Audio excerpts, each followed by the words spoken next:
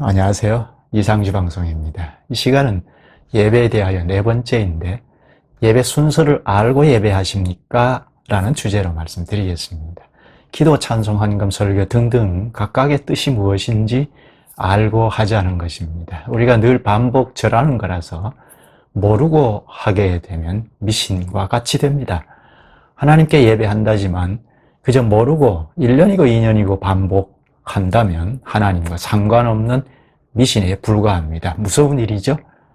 아마 20년, 30년 평생을 잘 모르고 예배한 교인들도 상당할 겁니다. 이게 참 심각한 우리의 현실입니다. 이 시간 아주 핵심만 말씀드리겠습니다. 바로 이전 시간에 예배 순서가 왜 있는가 하는 걸 말씀드렸는데, 예배란 하나님과의 관계에서 언약을 체결하는 것이라고 했습니다. 언약을 체결하고 또는 갱신하는 식순이 곧 예배의 순서입니다. 하나님과 언약 체결하는 식순이라면 각 순서를 알고 해야 예배가 되지 않겠습니까? 순서가 그저 폼으로 있는 게 아닙니다. 언약을 체결하는 식순으로 짜여 있습니다. 그래야 합니다. 언약민으로 회복하고 살려면 언약 체결 형식이라야 하고 순서의 요소 하나하나를 알고 절을 해야 하지 않겠습니까? 모르고 막연히 반복한다면 인격 관계가 문제가 되고 언약이 없는 예배가 되어서 결국 하나님과 상관없는 예배가 됩니다. 그저 미신하는 것밖에 안 됩니다. 마치 구약 성도들이 하나님이여 하나님이여 하고 부르며 예배했으나 아무런 뜻 없이 반복했을 때 결국은 바알에게 절하는 것이 되었습니다. 누가 바알이여 바알이여 하고 예배하겠습니까? 그런데 아는 것이 없이 그저 막연하게 반복하니까 곧 바알에게 절하는 것이 되었습니다. 그처럼 말씀의 지식이 없이 막연히 반복할 때, 특히 가장 기본으로 알아야 할 예배 순서 각각의 요소를 잘 모르면, 그저 반복하면, 막연히 반복하면 곧 종교 하나에 불과합니다. 이건 심각한 문제입니다.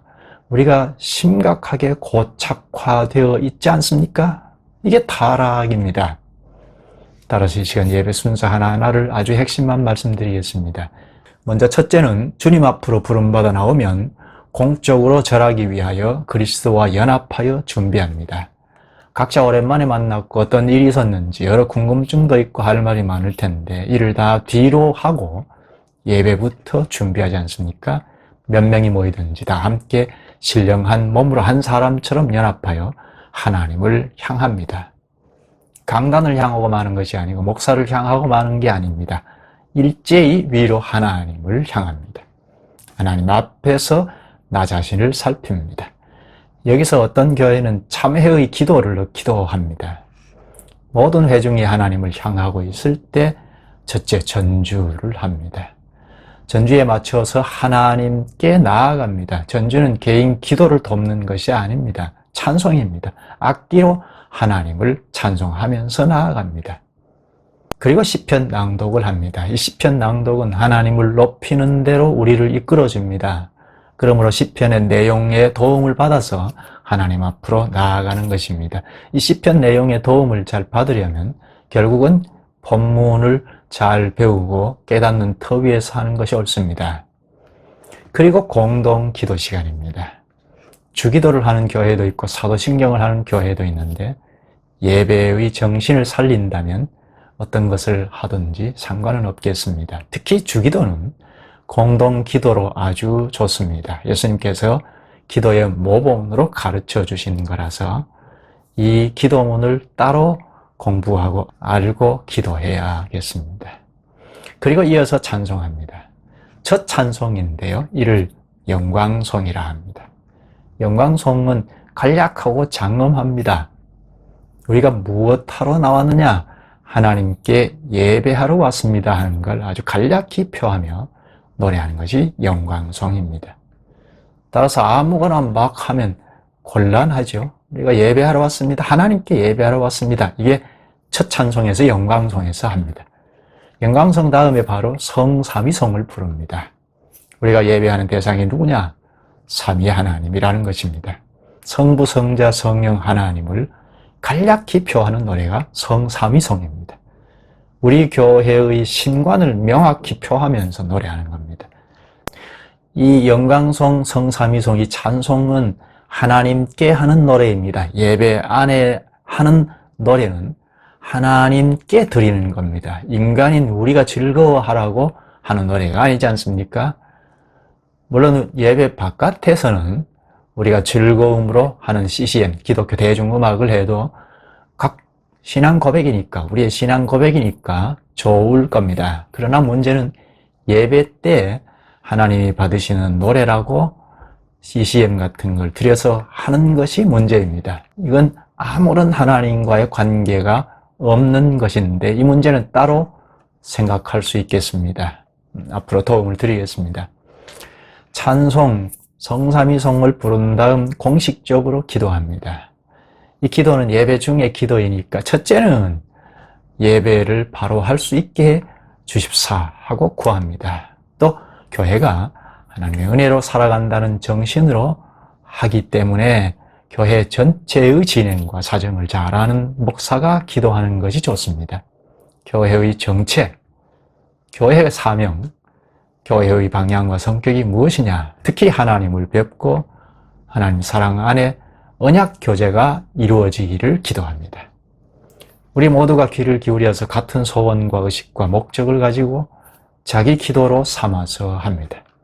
그 다음엔 경배송을 합니다. 찬송이 반복이 되죠. 경배송은 삼위 하나님의 사역을 구체적으로 표하는 노래입니다. 하나님의 속성이나 하나님의 창조, 재창조인 구원, 심판, 하나님의 경륜, 하나님의 통치의 위대하심과 권세 등등 이런 내용으로 찬송하는 것이 경배송인데 하나님의 이름과 나라와 뜻이 높아지기를 바라고 찬송합니다. 그래서 경배송은 구체적입니다. 좀 깁니다.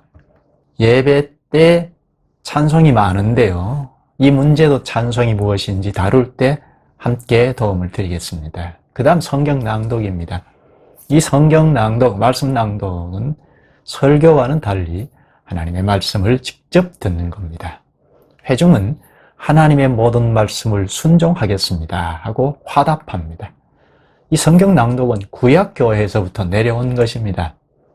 출애굽한 이스라엘이 시내산 아래에서 바로 직전의 말씀에서 방송했는데 참고하시면 도움이 되실 겁니다. 이들이 언약을 체결할 때 출애굽기 24장이죠. 언약서를 낭독합니다. 당시에 성경 낭독이 언약서인데 언약서를 낭독하면 그때 모든 회중이 여호와의 모든 말씀을 우리가 준행하리이다 하고 화답합니다. 이것이 오늘 성경 낭독의 출발지입니다. 이 성경 낭독은 매우 중요합니다. 그 다음에 헌금을 합니다. 헌금은 나의 생활 전체, 생애 전체를 물질에 담아서 하나님께 표시하는 겁니다. 나의 전부를 받아주셔서 하나님 나라에 쓰이기를 바라는 신앙 고백입니다. 이를 구약 성도들은 주께서 어린아이 대하듯 10개 중에 하나만 바치라 하고 그러면 내가 다 받은 걸로 할게 하셨는데 그게 11조이죠. 이 문제도 매우 중요하므로 별도로 다룰 필요가 있겠습니다. 여기서 하나만 말씀드리면 구약이나 신약이나 헌금의 원리는 자원해서 한다는 겁니다. 하나님께서 우리에게 다 공급해 주신 건데 이건 다 내 거니까 내놔라 하신 적이 없습니다. 구약에도 없고 신약에도 없습니다. 말씀을 잘 깨닫고 자원하여 기쁨으로 하는 것이 헌금입니다. 헌금의 원칙입니다. 이 예배 헌금은 단지 구제금이나 의연금 정도가 아니잖아요. 우리 개개인이 자기 전체를 표시하고 그것을 합하여 그리스도의 한 사람인 우리 교회를 써주십사 하면서 합니다. 지체가 다 참여하여 교회가 하나님을 높입니다. 하나님 나라가 흥왕하기를 바라면서 드립니다. 이렇게 기도, 찬송, 헌금으로 우리 전부를 표시하면 하나님께서 그래 하고 말씀을 하십니다. 그게 설교입니다. 설교란 한마디로 대언입니다. 우리의 예배를 받으신 하나님께서 말씀으로 오셔서 말씀하시는 것이 설교입니다. 만약 이 설교가 하나님의 말을 대언하는 게 아니게 되면 성경 말씀을 아무리 강조하고 적용해도 순수하지 못하고 더하고 빼고 구부리고 하면 설교가 아닙니다. 그러면 예배가 실패가 됩니다. 설교가 대언일 때 주님의 말씀이니까 하나님을 공적으로 맞이하는 회중은 엎드려 그 말씀을 듣습니다.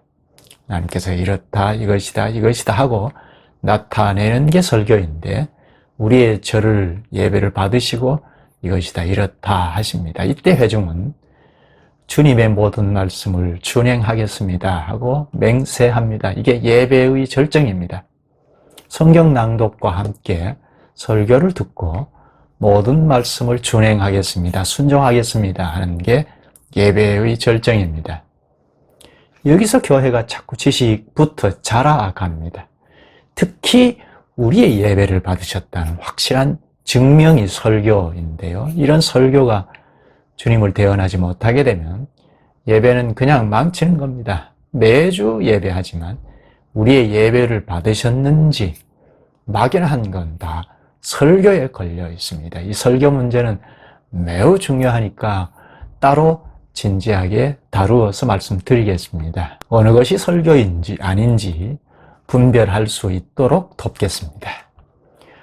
오늘 설교는 이것이 설교인지 아닌지 분별을 잘 못하지 않습니까? 이런 딱한 현실에 처해 있습니다. 인본주의, 신비주의, 종교 강연 등 온갖 것이 강단에 올라와 있습니다. 참으로 심각합니다. 앞으로 이도 도움을 드리겠습니다.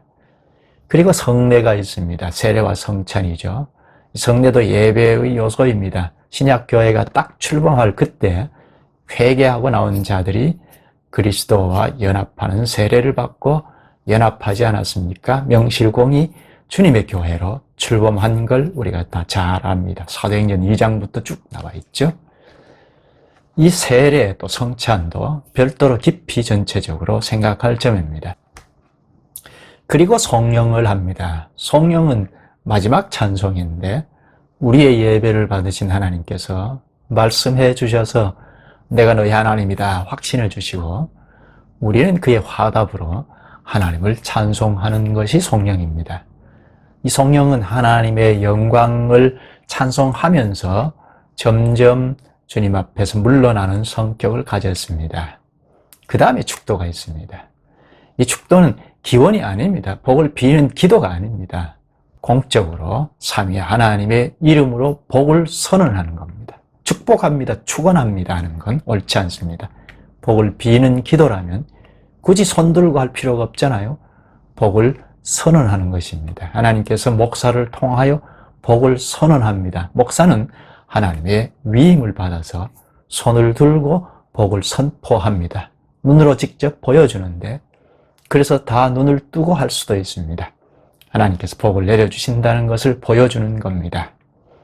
이것은 이미 구약 교회에서부터 내려온 것이죠. 복을 선언하는 구절이 민수기 6장 24절에서 26절입니다.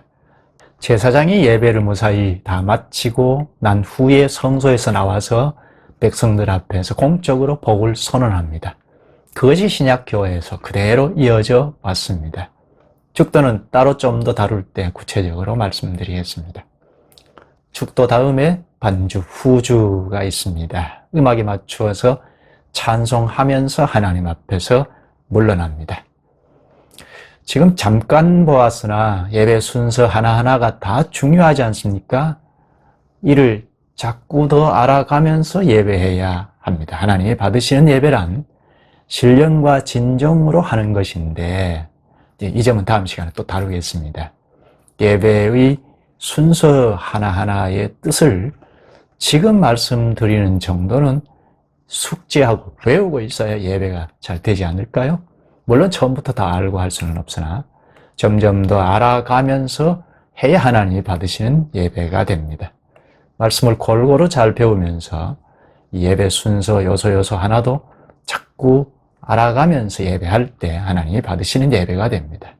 매주 절을 하는데 그저 모르고 막연히 마음대로 절차도 다 무시하고 한다면 절이 되겠습니까? 하나님이 안 받으십니다. 자, 그러면 여기서 또 하나는 우리 예배를 받으셨다 하는 것을 어떻게 아느냐 하는 겁니다. 이는 다음에 또 말씀드리겠습니다. 성경의 근거를 가지고 확실히 말씀을 드리겠습니다. 오늘은 여기까지 하겠습니다.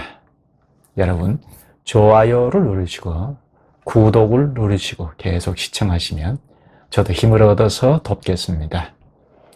오늘도 힘겨운 이웃을 돌아보시는 여유를 가지셨으면 좋겠습니다. 고맙습니다.